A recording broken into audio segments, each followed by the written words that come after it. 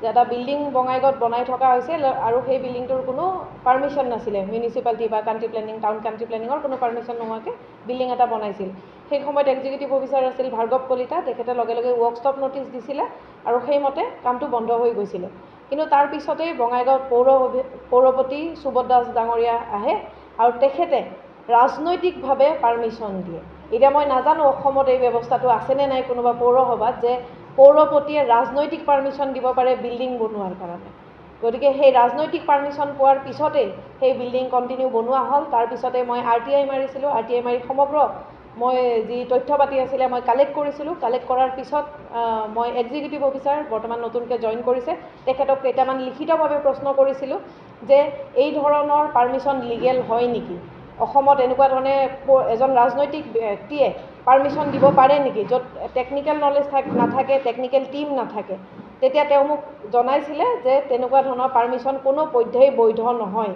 লগতে মই country planning town and country planning Bongaigaon তেওঁলোককো মই জনাইছিলোঁ তেওঁলোকে ৰিটেনভাৱে মোক জনোৱাই তেওঁলোকৰ সেই বিল্ডিংটোত কোনো পাৰ্মিশ্যন তেওঁলোকে দিয়া নাই আৰু সেয়া সম্পূৰ্ণ অবৈধ তাৰপিছত মই কমপ্লেইন কৰিছিলোঁ যে অবৈধ বিল্ডিং এটা হৈ আছে এক্সিকিউটিভ অফিচাৰে বঙাইগাঁও মিউনিচিপালিটিয়ে কি ব্যৱস্থা ল'ব তেতিয়া মোক জনাইছিলে প্ৰশান্তি ভট্টাচাৰ্য তেখেতে জনাইছিলে যে তেওঁ একো কৰিব নোৱাৰে তেওঁ যথেষ্ট খুব বেছি কৰিলে তেওঁ এখন ৱৰ্কশ্বপ নটিচ দিব পাৰে আৰু সেই ৱৰ্কশ্বপ নটিচৰ পিছতো কিন্তু সেই বিল্ডিং কনষ্ট্ৰাকশ্যন বন্ধ হোৱা নাই য'ত দেখা গৈছে যে বঙাইগাঁও মিউনিচিপালিটি আগতেও মই দেখিছোঁ ৱৰ্কশ্বপ নটিচ দিলে বহুত ডাঙৰ ডাঙৰ বিল্ডিং কনষ্ট্ৰাকশ্যন পাৰ্চনেল বহুত বিল্ডিং দেখিছোঁ বন্ধ হৈ থাকে কিন্তু এই বিশেষ বিল্ডিংটো য'ত ৰাজনৈতিক আমাৰ বঙাইগাঁও পৌৰপতি সুবোধ দাস ডাঙৰীয়াৰ ৰাজনৈতিক হস্তক্ষেপত এটা অবৈধ পাৰ্মিশ্যন পোৱাৰ পিছত এই বিল্ডিংটো কিন্তু বন্ধ কৰা নাই আৰু এই ক্ষমতা নাই বুলি জনাইছে প্ৰশান্তি ভট্টাচাৰ্য এক্সিকিউটিভ অফিচাৰে মোক নিজেই ব্যৱস্থা কৰি ল'ব দিছে গতিকে মই বঙাইগাঁও মিউনিচিপালিটিকো প্ৰশ্ন কৰিছোঁ লগতে বঙাইগাঁও জিলা প্ৰশাসন মই DC অফিচতো এই সম্পৰ্কে মই এখন দিছিলোঁ এপ্লিকেশ্যন কিন্তু মই বুজি পাওঁ ইলেকশ্যন আছিলে কোড অফ কণ্ডাক্ট আছে তেওঁলোকে এতিয়ালৈকে ব্যস্ত হৈ আছে চাগে সময় পোৱা নাই এইখন এপ্লিকেশ্যন চাবলৈ গতিকে মই তেওঁলোককো প্ৰশ্ন কৰিছোঁ বঙাইগাঁৱত এতিয়া মই পোৱা তথ্যমতে বহুত এনেকুৱা ধৰণৰ কাম চলি আছে অবৈধ পাৰ্মিশ্যন বঙাইগাঁও সুবোধ দাস ডাঙৰীয়াই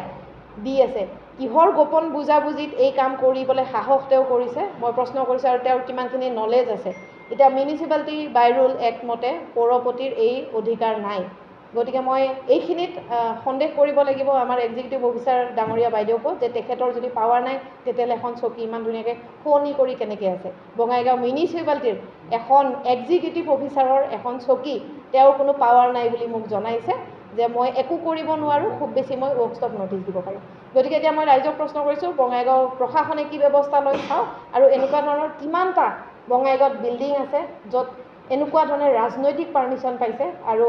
ৱৰ্কশ্বপ নটিচ পোৱাৰ পিছতো কাম কৰি আছে মই চাব খুজিছোঁ আৰু উপযুক্ত মোক বিচাৰ লাগে যে বঙাইগাঁৱত এনেকেই হয় নেকি কাম কাজ এনেকেই চলে নেকি কাম কাজ গতিকে জানো ৰাইজে মোক কি উত্তৰ দিয়ে আৰু বঙাইগাঁও প্ৰশাসনে ইয়াৰ ওপৰত কি ব্যৱস্থা লয় এইটো বঙাইগাঁও কলেজৰ একদম ওচৰতে আপোনাৰ বঙাইগাঁও কলেজৰ একদম দাঁতি কাষৰীয়া আৰু বিল্ডিংটো হয় কিন্তু বিজনেছ পাৰ্পছত বনাইছে সেইটো হোষ্টেল বনাই আছে সেইটো একদম কাষতে হয় এইটো লৈও এটা ডাঙৰ প্ৰশ্ন কাৰণ যিটো বিল্ডিঙৰ যিজন অ'নাৰ আছিলে যিটো প্ৰপাৰ্টি অ'নাৰ হয় মাটিৰ তেখেত জগদীশ পাঠক তেখেত এতিয়া ঢুকাইছে